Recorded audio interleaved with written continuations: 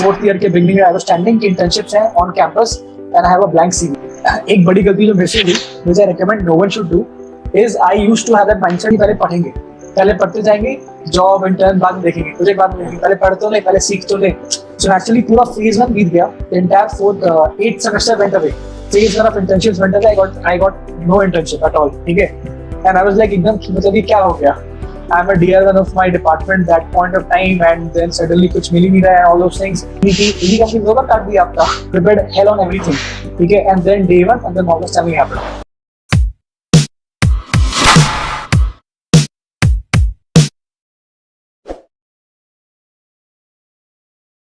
So, about the resources, many of us face problems while preparing for the placements. We do not get exact resources or specific resources for preparing.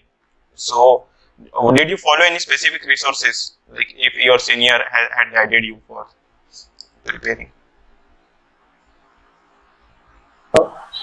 First of all अगर senior से अच्छा guide किया होता तो I wouldn't have been idle in the first 3 years, ठीक है। तो I will tell the resources have to do with the skill set. So if you identify कि क्या-क्या skill set the company is looking for, you will naturally get कि अच्छा ये resources ये cover करना है।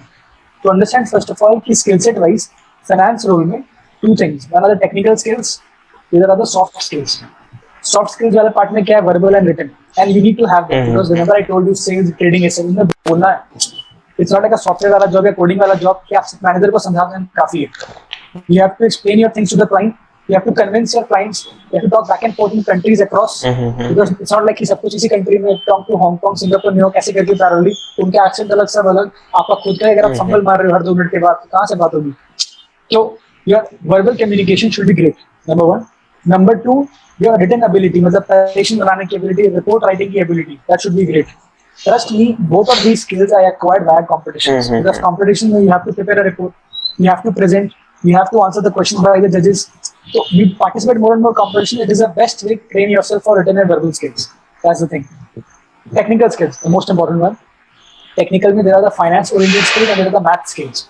In the math skills, for a non-quant role, remember finance में even pure finance में there are 2 roles, quant वाला roles, non-quant वाला roles। non-quant is the one I said, sales and trading। quant वाला is what you keep on hearing, quantitative, ठीक है। तो quant roles में it is very coding heavy, you need to be an expert in coding, data structures, puzzle solving, all of that areas। non-quant role, which is what I was talking about, in which is what I got good for, sales and trading, that has a different ask altogether। So from a math perspective, you need to know probability and statistics, UG level का, मतलब जो college में पढ़ाया जाता है prop stats, अब सोए में उसमें तो बात और है, बट जो UG लेवल का प्रॉप स्टैट्स है, you need to be good at that। क्या एक्सपेक्टेशन कैसे आएगा, डिस्ट्रीब्यूशन कैसे है, कोई कार्ड का प्रॉब्लम है, कोई पजल का प्रॉब्लम है, उसमें एक्सपेक्टेशन क्या आएगा, कंडीशनल प्रोबेबिलिटी क्या है, मार्जिनल क्या है, जॉइंट क्या है, that basic should be very clear to you, correlation वगैरह वो सब stuff should be very clear to you, prob stats. उसके लिए रिसोर्सेज टिपिकली UG का कोई भी कोर्स आप फॉलो कर रहे हो, गुड इनफ, ठीक है। The second thing you need to be good at is accounting.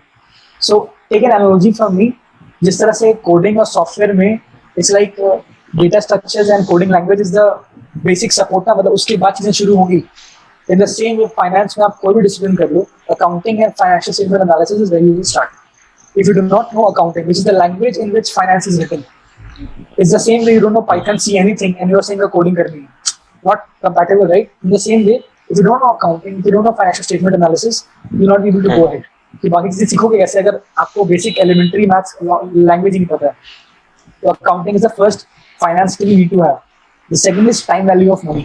I'll tell the resources, don't worry about it। Time value of money is another resource कि you need to understand कि 200 रुपए आज and 200 रुपए 3 साल बाद are not the same things। So if I ask to give you 200 rupees today, I will give you 200 3 years later, it is a negative wealth creating deal। You're losing wealth because 200 का interest भी तो होगा, ठीक है। तो time value of money, अभी मैंने ऐसा सिंपल सा एग्जांपल दिया, but there are more complicated examples to it कि कैश फ्लो यहाँ यहाँ यहाँ आ रहा है, उसका प्रेजेंट वैल्यू क्या है, फ्यूचर वैल्यू क्या है, एन्युइटी क्या है, these things fall in the ambit of time value of money. If you are able to appreciate कि हाँ, you don't just compare directly cash flow in different points of time. Accounting, time value of money, and time value of money का एक भाई है capital budgeting, which companies use in doing projects। कि project करना चाहिए कि नहीं करना चाहिए, इतना का पैसा आने वाला है, इतना जाने वाला है, इस टाइम पे आएगा, इतना रिस्क है, how do you capture all that and decide कि हाँ करें कि नहीं करें। Capital budgeting, so accounting, time value of money, capital budgeting. The fourth and the difficult one of the among the all one is valuation. You need to be proficient in valuing your assets। ये stock खरीदना है, इसका value क्या होना चाहिए सही मायने में, not the price. which is quoted, the value. So valuation of stocks, valuation of fixed income securities, bonds वगैरह, ठीक है. Then the valuation of other asset classes like say derivatives, ठीक है. जो मैंने कॉन्ट्रैक्ट बताया था ना शुरू में कि इन्फोसिस के साथ कॉन्ट्रैक्ट एंटर किया मैंने 72 पे 72 एक्सचेंज फिक्स कर लिया, तो वो नंबर कहाँ से आया? That is valuation of a forward contract or pricing of a forward contract. So valuation आना चाहिए आपको for stocks, bonds, derivatives and other asset classes like real estate वगैरह. So say for example मेरे interview में से पूछा था, 2 interviews में दोनों में पूछा था कि एक रियल एस्टेट की प्रॉपर्टी है, कमर्शियल एक होटल, इनका वैल्यूएशन क्या है, how would you value it? तो अब वो if you are not totally into finance at all, आपने कभी फ्रेमवर्क ही नहीं देखा है, तो यू लाइक हेलो, तो मतलब मैं क्या बोलूं उसको कि सर प्रॉपर्टी का दाम, उसका दाम, बस एड सब्ट्रैक्ट बोलते रह जाओगे आप, ठीक है. तो valuation is the fourth one. The fifth one is typically portfolio management, कि अगर आपको मैं पैसा दूं आज से देखते, तो how will you go about allocating that money? This is very popular question, you will hear this very popular question कि if you are given 1 million today, what will you do with it? So people have this very vague answers कि sir मैं Infosys buy करूंगा, मैं Tata buy करूंगा. I think the answer is expecting a more holistic answer कि आप पहले investor कौन है पता करोगे, उसका स्टडी करोगे, उसका रिस्क रिटर्न टॉलरेंस टैक्स पढ़ोगे, कैपिटल मार्केट पढ़ोगे, इक्विटी कितना दे रहा है, बॉन्ड कितना दे रहा है, compare do a portfolio analysis. तो वो फॉर्मल ट्रेनिंग से आती है, ऐसे मन से बैठ के ट्राई की नहीं, वो seriously, right? So regarding these 5, one resource I typically mention to everyone whether or not you do CFA level 1 का material. It's really available in one way or the other. People will find out materials. कोई दिक्कत की बात नहीं है वो. CFA level material is the ultra gold level material for all of these things: accounting, time value of money, capital budgeting, valuation of equity, bonds, derivative, real estate, etc., and portfolio management. इन चारों के लिए CFA level material, CFA level 1, CFA has 3 levels: level 1, level 2, level 3. CFA level 1 का जो material है, official material by the institute, that is a great material to cover all these things. It's like आप मांगने गए से कुछ, आपको मिल गया कितना कुछ, तो उस लेवल का मटेरियल है. What happens is people who are not doing CFA ना, they don't have that much like उतना फाइट नहीं मारना चाहते हैं इस मटेरियल को पढ़ने के लिए. रीडिंग है ना, पढ़ना पड़ेगा ना, 3-3 हज़ार पढ़ने कौन पढ़ेगा बैठ करके? तो for them an alternative is video support.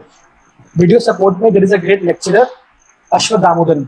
He's a professor at NYU, New York University, and like it or not, he's called the valuation guru. And उसके सारे मटेरियल ऑनलाइन अवेलेबल है यूट्यूब. जिस टाइप में Ashwath Damodaran, you will get valuation के पूरे lectures जो actual NYU में वो लेक्चर्स लेते हैं, एंड कॉर्पोरेट फाइनेंस में जो लेक्चर्स हैं, ठीक है. तो इफ यू आर समवन कि मेरे को पढ़ना पसंद नहीं है, ऐसे सोफे में बैठना है या लेटर है सुनना है, people are pair who refer that mentality कि मेरे को वीडियो सपोर्ट दे दो, रीडिंग मत बोलो, तो Ashwath Damodaran is the best place. So the 2 resources I have mentioned so far is Ashwath Damodaran and CFA level 1 material. ठीक है. अपार्ट फ्रॉम दिस मैंने मैथ्स के लिए ऑलरेडी बता दिया, ये UG level course is good enough, ठीक है, प्रोबेबिलिटी इन स्टैट्स के लिए. One thing that also comes is modelling, कि आपको एक्सेल आना चाहिए. Number I said coding language आनी चलेगी, but data structures, competitive coding, puzzle solving उतना एक्सपेक्ट नहीं करेंगे आपसे अगर नॉन क्वांट रोल है तो. For a non quant role they do not expect कि आप कोडिंग में एकदम गॉड फादर लेवल पे चल रहे हो कि आपने कोड फोर्सेस में ये रैंक है. नहीं, आपके कोड फोर्सेस में एनरोलमेंट भी एक्सपेक्ट नहीं करते हैं. दे एक्सपेक्ट कि आपको पाइथन या एक अच्छी लैंग्वेज आती है ना, अगर कोई प्रॉब्लम दी जाए भले ही इनएफिशिएंटली आप कोडिंग में कन्वर्ट कर पाओगे ना, ठीक है. तो कोडिंग लैंग्वेज आनी जरूरी है, कोडिंग का प्रोफिशिएंसी लेवल उतना गॉड लेवल आना जरूरी नहीं है for a non quant role, ठीक. तो पाइथन का प्रिंसिपल सीख जाओगे, मतलब पाइथन बनाने के लिए I am not the best person to say resources, there are so many resources out there. What is required is Excel. Excel is something which typically engineering students have a downward way of looking, मतलब Excel क्या दिखा रहा है, ठीक है. अब job में Excel लगता है तो आना तो चाहिए. अब एक्सेल का मतलब सिर्फ सब्ट्रैक्ट है नहीं, एक्सेल की अपनी सुटांकु से कोडिंग लैंग्वेज है VBA, ठीक है. VBA आना चाहिए आपको. VBA is like how do you code in Excel. जिस तरह पाइथन इज लाइक अलग लेवल पे कोडिंग लैंग्वेज, सिमिलरली एक्सेल के एनवायरनमेंट में you have VBA, how do you write an if else और अ फॉर लूप और carry out works using VBA. And modelling. So for example मैंने आपको कहा कि you value a stock, stock value करने के लिए कंपनी वैल्यू करनी पड़ेगी, कंपनी क्या क्या कमाने वाली है, इनकम क्या क्या होने वाला है, कैश फ्लो क्या क्या होने वाला है, ये सब प्रोजेक्ट करना पड़ेगा या फिर फोरकास्ट दीस थिंग्स. तो उसके लिए you need to do financial statement modelling, also called pro forma modelling, ठीक है. तो ये मॉडलिंग सीखनी पड़ेगी. अगेन इसके लिए यूट्यूब में रिसोर्सेज अवेलेबल है. Is the person called Paul Pignataro, ठीक है. Maybe you can contact me later on, I will write down the things and give it to you. Paul Pignataro, उसका YouTube का पूरा playlist है how to teach you financial statement modelling. उसके अलावा अश्वथ दामोदरन जो मैंने अभी पहले बताया, he also has his Excel material. जो वीडियो पढ़ाते हैं उसका parallel Excel support with his video speak is already there, ठीक है.